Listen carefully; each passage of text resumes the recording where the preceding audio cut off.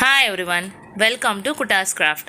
நம்ம சேனலை சப்ஸ்கிரைப் பண்ணாதவங்க சப்ஸ்கிரைப் பண்ணிக்கோங்க. பக்கத்தில் இருக்கிற பெல் ஐக்கானையும் ப்ரெஸ் பண்ணிக்கோங்க.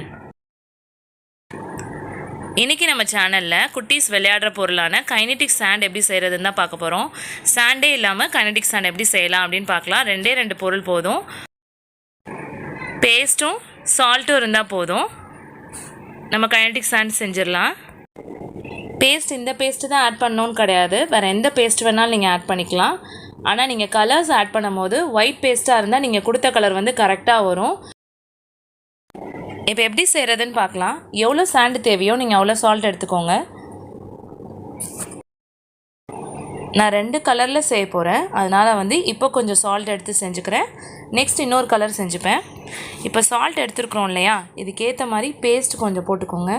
ரொம்ப பேஸ்ட் போட்டுறாதீங்க, கொஞ்சம் கொஞ்சமாக பேஸ்ட்டை போட்டு மிக்ஸ் பண்ணிகிட்டே இருங்க. நீங்கள் மிக்ஸ் பண்ணிகிட்டே இருக்கும் போதே உங்களுக்கு தெரியும் பேஸ்ட்டு பத்துதா இல்லையான்ட்டு.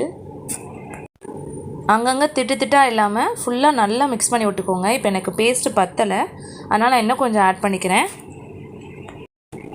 நல்லா மிக்ஸ் பண்ணிக்கிட்டே இருங்க, அப்போ தான் வந்து நமக்கு சாண்ட் ரெடி ஆகிடுச்சா நமக்கு தெரியும்.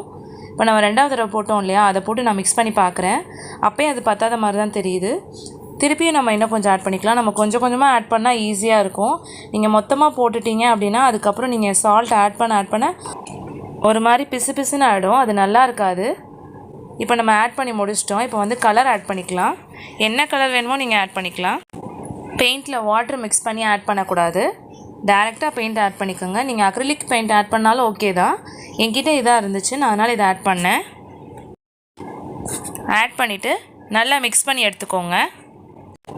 ஸ்பூனில் செய்கிறத விட கையில் மிக்ஸ் பண்ணிங்கன்னா ஈஸியாக மிக்ஸ் ஆகிடும். நான் மிக்ஸ் பண்ணி எடுத்துட்டேன்.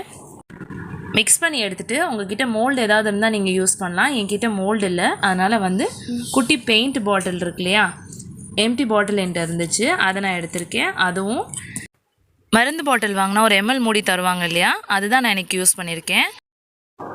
நல்லா அந்த மோல்டு ஃபுல்லாக கீழே வரைக்கும் சாண்டை ஃபுல்லாக வச்சுட்டு அதுக்கப்புறமா வந்து ஷேப் செஞ்சு பாருங்கள். நம்ம ஷேப் வந்து பர்ஃபெக்டாக இருந்துச்சு அப்படின்னா நம்ம கைனெட்டிக் சாண்ட் வந்து கரெக்டாக ரெடி ஆகிடுச்சுன்னு அர்த்தம்.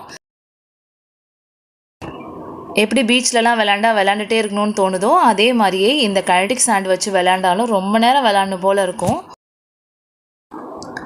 இதே மாதிரி சேம் மெத்தடில் இன்னொரு கலரும் செஞ்சுக்கலாம். எல்லோ கலர் செஞ்சுருக்கேன் நான் இன்றைக்கி. இதே சேம் மெத்தடில் வந்து நம்ம இன்னொரு கலர் ரெடி பண்ணிக்கலாம்.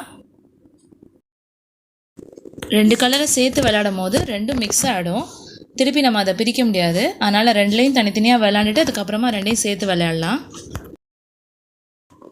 இந்த வீடியோ பிடிச்சிருந்தால் லைக், ஷேர், கமெண்ட் பண்ணுங்கள். நம்ம சேனலை இன்னும் நீங்கள் சப்ஸ்கிரைப் பண்ணாமல் பார்த்துட்ருக்கீங்க அப்படின்னா சப்ஸ்கிரைப் பண்ணிக்கோங்க.